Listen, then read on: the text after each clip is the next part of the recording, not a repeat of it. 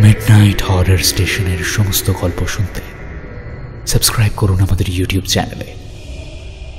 শুনতে থাকুন অমৃতা কোনারের কাহিনী বিশ্বাসঘাতক।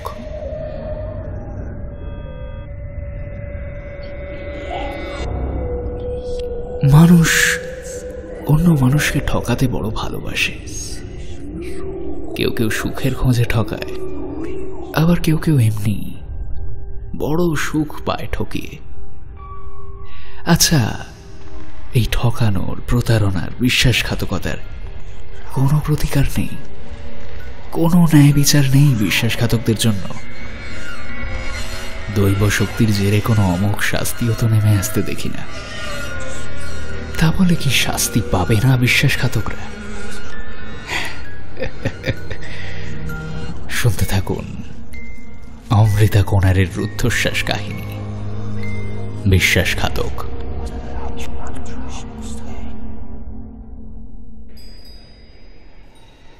গরমকালের দুপুর, রাস্তাঘাট প্রায় ফাঁকা বললেই চলে। খাঁকা রোদে গাছগুলো যেন বড্ড ক্লান্ত হয়ে পড়েছে। শহরের অক্লান্ত ব্যস্ততা সত্ত্বেও এই পাড়াটা কিন্তু বেশ নিশ্চুপ। সবাই হয়তো গ্রীষ্মের দুপুরে ভাত ঘুমে আচ্ছন্ন, অথবা কেউ গল্পের বইয়ের পাতায় হারিয়ে গেছে অন্য জগতের উদ্দেশ্যে। কেউ আবার টেলিভিশনের পর্দায় পছন্দের সিরিয়ালে মগ্ন। বাড়িগুলোর জানলা দরজা সব বন্ধ। এই তীব্র রোদের যে ঘরে প্রবেশ নিষিদ্ধ, এসির ঠান্ডা হাওয়া সেখানে বিরাজমান। এই বন্ধ বাড়ির ভিতরগুলোয় আসলে যে কি চলছে তা বাইরে থেকে বোঝা মুশকিল। ঠিক যেমন সম্ভব নয় বন্ধ বাড়ির ভেতর থেকে বুঝতে পারা যে বাইরে কি চলছে। এই গলিতে ঢুকতেই যে 10 নম্বর বাড়িটা, ওটা রুমানির। কয়েক মাস হলো রুমানি সরকার ভাড়া এসেছে এই বাড়িটায়। এই পাড়ায় কারোর সাথেই তার খুব একটা খাতির জমেনি। রুমানির বয়স 24, বেশ স্লিম ফিগার, আলগা চটক আছে ওর একটা, কাঁচ কাঁচ গায়ের রং, সব মিলিয়ে বেশ মিষ্টি দেখতে।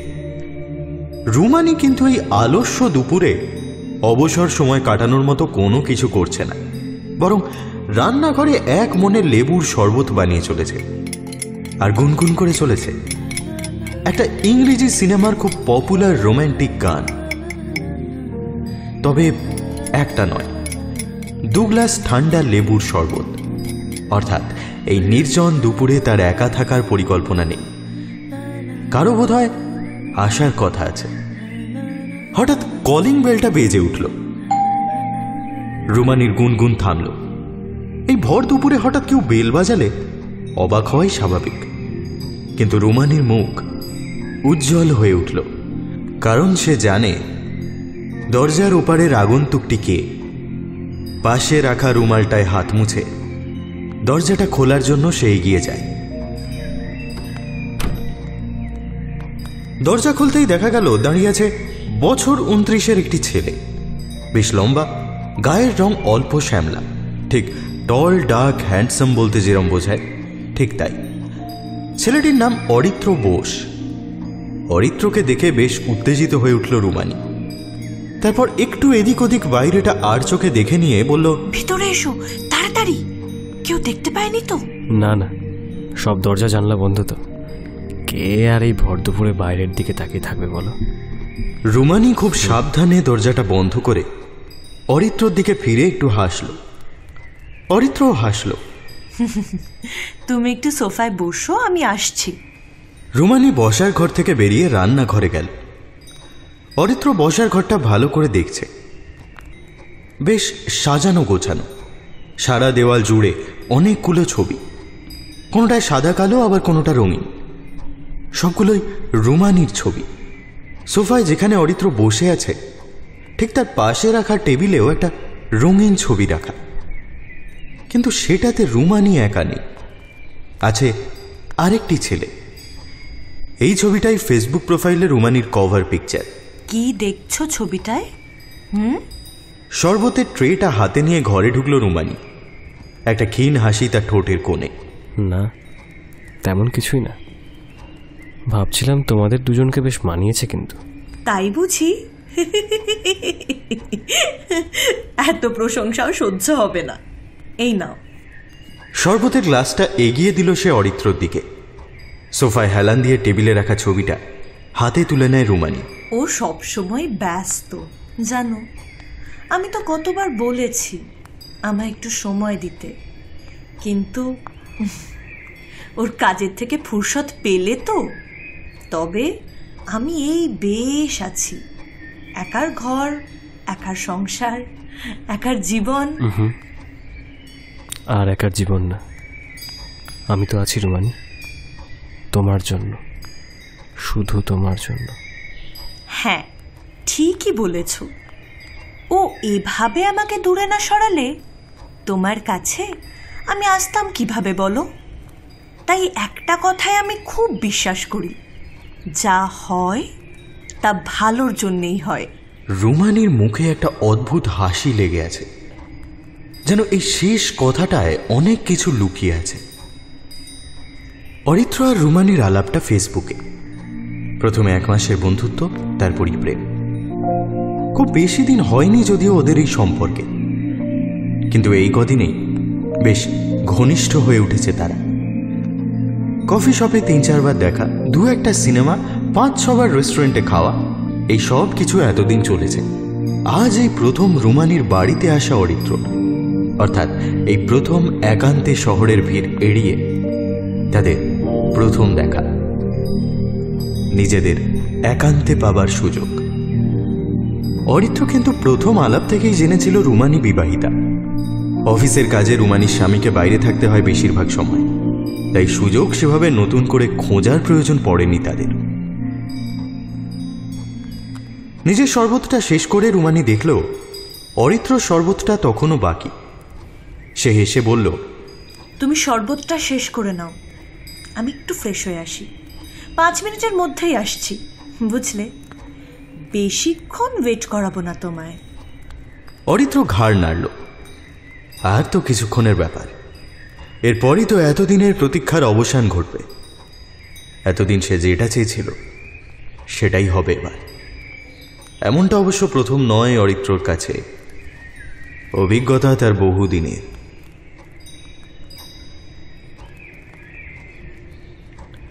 বাথরুম থেকে বেরোতে একটু দেরি হয়ে গেল রুমানির। প্রায় 10 মিনিট পর সে বেরিয়ে এলো। বাইরে এসেই কিছুটা অবাক হলো রুমানি।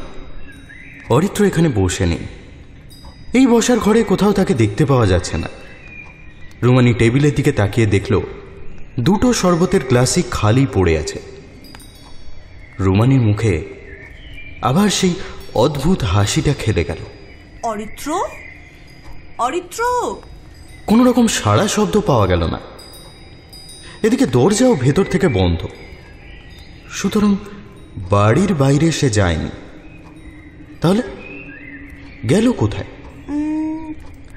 তার মানে নিশ্চয়ই ওপরের বাথরুমে গেছে। মনে মনে হাসল রুমানি। ধীরে ধীরে সিঁড়ি দিয়ে উঠতে লাগলো। অরিত্র, তুমি কি ওপরে আছো? সিঁড়ি দিয়ে উঠতে উঠতে একটু জোরে হাঁক দিল রুমানি, কিন্তু তাও কোনো শব্দ এলো না। আমি জানি তুমি ওপরের ঘরেই আছো। এবারেও রুমানির কথার কোনো উত্তর এলো না উপরের ঘর থেকে। উপরে উঠে এসে রুমানি দেখে বেডরুমের দরজাটা খোলা, কিন্তু তার স্পষ্ট মনে আছে যে নিচে নামার সময় সে দরজাটা বন্ধ করে নেমেছিল। তার মানে অরিত্র এখানেই আছে, সে বিষয়ে নিশ্চিত হলো রুমানি। খুব মিষ্টি স্বরে সে অরিত্রর নাম ধরে বার কয়েক ডাকল। ঘরের জানলাগুলো বন্ধ, পর্দা ঢাকা। খানিকটা অন্ধকার হয়ে আছে ঘরটা। এসি চলছে। অদ্ভুত এক নিস্তব্ধতায় আচ্ছন্ন ঘরটা। দরজা দিয়ে ভিতরে ঢুকে এলো রুমানি, কিন্তু না, কোথাও দেখতে পেল না অরিত্রকে। পাশের দেওয়ালে অন্ধকারী হাতড়ে লাইটের সুইচটা দিতে যাবে রুমানি, ঠিক এমন সময় হঠাৎ পেছন থেকে একটা মানুষ ঝাঁপিয়ে পড়ল তার উপর। দরজার আড়ালে লুকিয়েছিল লোকটা। রুমানি টাল সামলাতে না পেরে আছড়ে পড়ল মেঝের উপর। এসব কি হচ্ছে? লোকটা কে? লোকটা কি অরিত্রকে কিছু মাথা কাজ করা বন্ধ করে দেয় রুমানি। রীতিমতো ঘাবড়ে যায় সে। কয়েক মুহূর্তেই সব পরিষ্কার হয়ে যায় রুমানি। অল্প আলোয় স্পষ্ট দেখতে পেল সে, এ তো অরিত্র। লোকটা আর কেউ না, অরিত্র নিজেই। সে কি, কেন, কি চায় সে? কেন এভাবে আঘাত করছে তাকে? হঠাৎ রুমানির নজরে আসে অরিত্রর হাতে একটা ধারালো ছুরি জলজল করছে। কিন্তু কেন, কেন এমন করছে সে? কি চায়? রুমানিকে মারতে চায়। চোখেতে ঘোর কাটে তার। এক লহমায় সারা শরীরে বিদ্যুৎ খেলে যায়। ভয়ে কিছু বুঝতে পারে না সে। কি করবে এখন? কিছু বুঝতে না পেরে কোনো মতে নিজের সমস্ত শক্তি দিয়ে একটা ধাক্কা দিয়ে উঠে আসার চেষ্টা করতে যায় রুমানি। কিন্তু ধারালো ছুরির আঘাতে রক্তাক্ত হয়ে যায় তার ডান হাতটা। রুমানির মাথা কাজ করছে না। সে ছিটকে বেরিয়ে আসার চেষ্টা করে ঘর থেকে, কিন্তু অরিত্র আবার উঠে দাঁড়িয়েছে। ছুরির আরেকটা আঘাত করে রুমানির প্রতি। এইবার আঁচড়টা লেগেছে রুমানির পিঠে। সেভাবেই ঘরটা থেকে ছিটকে বেরিয়ে আসে রুমানি। কোনো ক্রমে দৌড়ে সিঁড়ি দিয়ে নামতে যাবে, ঠিক সেই সময় ওর একটা পা ধরে ফেলে অরিত্র। আছড়ে পড়ল রুমানি মেঝেতে। শরীরে ছুরির পূর্ব আঘাতে রক্তক্ষরণ হয়ে চলেছে অনবরত। দুর্বল হয়ে পড়ছে সে। তবুও শরীরের সমস্ত জোর নিয়ে দুহাতে অরিত্রর হাতটাকে ছাড়ানোর প্রাণপণ চেষ্টা করছে, কিন্তু পারছে না, কোনোভাবেই পারছে না। ঘটনার আকস্মিকতায় সে যতটা না হতভম্ব, তার চেয়ে অনেক বেশি ভীত। রুমানি নিজের সমস্ত শক্তি এক করে গলায় যতটা সম্ভব জোর এনে চিৎকার করতে যাবে, তখনই এক হাত দিয়ে অরিত্র চেপে ধরেছে তার মুখ।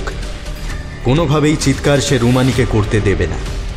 আর দেরি না করে ধারালো ছুরিটা বসিয়ে দিল রুমানির পেটে। রক্তের ধারা বয়েই চলেছে এক নাগাড়ে। রুমানির জিজ্ঞাসু চোখ দুটো হয়তো জানতে চেয়েছিল কিছু। হিংস্র পশুর মতো গর্জন করে উঠল অরিত্র। একবার নয়, দুবার নয়, তিনবার ছুরি দিয়ে আঘাত করতে করতে একটাই কথা বলে চলল সে, মেয়েদের জন্য কত পরিবার শেষ হয়ে জানিস? হ্যাঁ, তোদের বাঁচার কোনো অধিকার নেই, কোনো অধিকার নেই। তোরা এইভাবে শেষ হয়ে যাবি। রুমানি কিছু বলতে চেয়েছিল, পারল না। তার আগেই বন্ধ হয়ে গেল তার নিঃশ্বাস।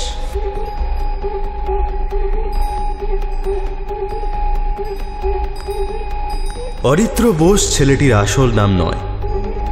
কখনো সে অরিত্র, কখনো ঈশান, আবার কখনো কুশল বা সৌম্য। এই সব তার প্রতিটা খুনের আগে ধারণ করা এক একটা নাম। রুমানিকে নিয়ে এটা তার চতুর্থ খুন। তার কাছে অবশ্য এটা খুন নয়, সুবিচার। ছেলেটির আসল নাম রিজু, রিজু সেন। তার যখন 15 কি 16 বছর বয়স, তখন তার মা তাদের ছেড়ে চলে যায় অন্য একটা লোকের সাথে। মাধ্যমিক পরীক্ষা দিয়ে বাড়িতে ফিরে দেখেছিল বাবাকে মাথায় হাত দিয়ে বসে থাকতে ছোট্ট রিজু। পাশেই রাখা ছিল মায়ের রেখে যাওয়া শেষ চিঠিটা। তারপর আর কোনোদিন যোগাযোগ রাখেনি সেই মহিলা তাদের সঙ্গে। রিজুর সত্যিই তখন অত কিছু বোঝার বয়স হয়নি, কিন্তু ওইটুকু বয়সেই কি ভীষণ ঘেন্না ধরে গেছিল ওই বিবাহিত নারীদের প্রতি যারা এমন বিশ্বাসঘাতক হয়। সকলের কাছে কত ছোট হয়েছিল সে তা শুধু নিজেই জানে। লোকে তাকে কি নজরে দেখতো তা সে ভালোই বুঝতে পারত। কষ্ট পেত খুব। রাগে ঘৃণায় সে হতে থাকে এক অন্য মানুষ। এরপর যত বয়স বাড়ল, রিজু বুঝতে পারল এই দুনিয়ায় তার মা একা নয়, তার মতো আরো অসংখ্য মহিলা আছে। তখনই সে ঠিক করে নেয় আর কোনো রিজুকে সে তার মতো হতে দেবে না। সে সুবিচার করবে এই অন্যায়। আর তাই কয়েক বছর আগে থেকেই সে ফেসবুকে ফেক প্রোফাইল বানাতে থাকে আর ট্র্যাপ করে সেই সব বিশ্বাসঘাতক মহিলাদের।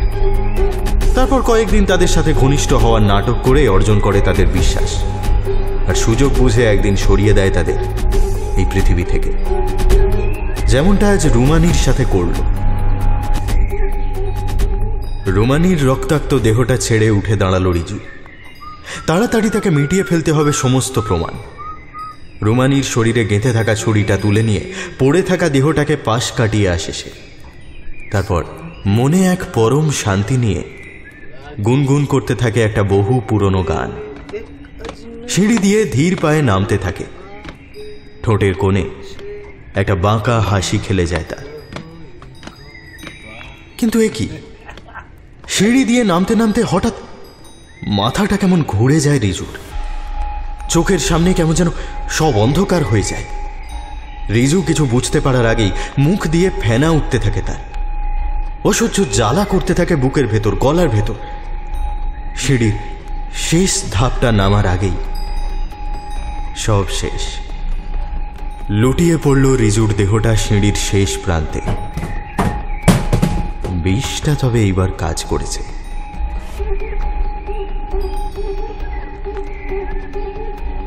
রুমানি সরকার না, এটা তার আসল নাম নয়। তার আসল নাম নেহা, নেহা চৌধুরী। নেহার টাকার অভাব হতো না, তবে নেহার কোনো স্বামী ছিল না। ওর তো বিয়েই হয়নি। বিদেশ থেকে টাকা পাঠাতো ওর বাবা। অবশ্য ওর বাবা টাকা পাঠাতো মেয়ের পড়াশোনার জন্য। নেহার এই বিবাহিত হওয়ার নাটকটা ছিল কেবলমাত্র একটা টোপ সেই সব ছেলেদের জন্য যারা বিবাহিত মেয়েদের মেকি ভালোবাসার জালে জড়ায় আর তারপর তাদের সমস্ত সংসারটাকে তছনছ করে দিয়ে চলে যায়। ফেসবুকে তাই ফেক প্রোফাইল খুলেছিল সে। ছোটবেলায় নেহা দেখেছিল কিভাবে একটা লোক ওর মায়ের জীবনে এসে ভেঙে দিয়ে গিয়েছিল ওদের সুখের সংসারটা। ওর মাকে মিথ্যে সম্পর্কের জালে জড়িয়ে কেমন করে ব্ল্যাকমেল করেছিল সেই জঘন্য লোকটা। জোর করেছিল ওর মাকে বাড়ি থেকে বেরিয়ে আসতে, কিন্তু নেহার মা তা পারেনি, কারণ সে তার মেয়েকে ফেলে যেতে পারত না। সব মনে আছে নেহার। মনে আছে সিলিং ফ্যান থেকে তার মায়ের ঝুলন্ত নিষ্প্রাণ দেহটা। খুব কেঁদেছিল সেদিন 10 বছরের ছোট্ট মেয়েটা। আর সেদিন থেকেই প্রতিজ্ঞা করেছিল শাস্তি দেবে এই নরকের কীটদের, যাতে আর কোনো নেহাকে তার শৈশব হারাতে না হয়। তাই ঠিক এইভাবেই আগেও সে বানিয়েছিল দুটো ফেক প্রোফাইল, নিয়েছিল মিথ্যে কিছু নামের আশ্রয়। একই রকম ভাড়া নিয়েছিল অন্য কোনো বাড়ি, অন্য কোনো শহরে। আর ঠিক এইভাবেই সে মিশিয়েছিল শরবতে বিষ। আরো দুটো ছেলেকে খুন করেছিল সে। তারপর খুব সন্তর্পণে মিটিয়ে ফেলেছে সমস্ত প্রমাণ। কেউ বুঝতে পারেনি কিভাবে সমাজের বুক থেকে সে সরিয়ে দিয়েছিল কিছু নোংরা মানুষকে। কিন্তু আজ আর কেউ প্রমাণ মেটাতে পারেনি, না রিজু না নেহা। বন্ধ ঘরে পড়ে থাকলো দুটো প্রাণহীন দেহ। দুই শিকারী আজ অজান্তেই দুজনের শিকার। প্রতিশোধের আগুন তাদের দুজনকেই পুড়িয়ে শেষ করেছে আজ। এমনটাও যে হতে পারে তা বোধহয় জানা ছিল না রিজু আর নেহার। বিকেল হয়েছে ঠিকই, কিন্তু বাইরে এখনো রোদ পড়ে যায়নি। এখনো বাড়িগুলোর জানলা দরজা সেই রকমই বন্ধ। পাড়াটা এখনো বড্ড নিস্তব্ধ। কেউ জানতেই পারল না এই গলির 10 নম্বর বাড়িটায় আজ দুপুরে ঠিক কি ঘটে গেল। চারিদিকে যেন দম বন্ধ করা গুমোট আবহাওয়া। শুধু গাছগুলো এখনো আকাশের দিকে তাকিয়ে আছে, একটু বৃষ্টির অপেক্ষায়।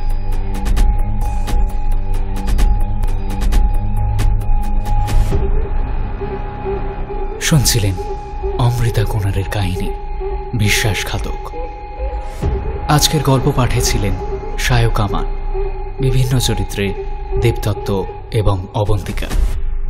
শব্দ ও আবহ সংযোজনে সায়ক, পোস্টার ডিজাইনিংয়ে কভারম্যান অভিব্রত।